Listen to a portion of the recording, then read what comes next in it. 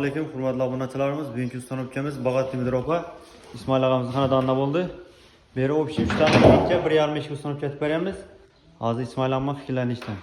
Hava nechga ishlar, xohladingizmi? İşler xohladim. Yer yok işlere. Rahmet. Hizmetine de razı olma.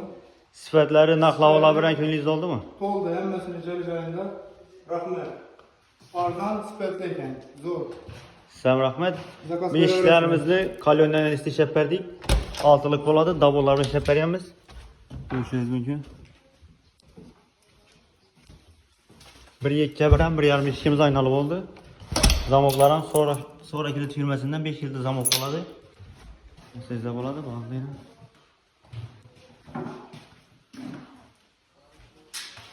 Antarafta yarım işimiz paramoklu oldu. 2,35 boyu.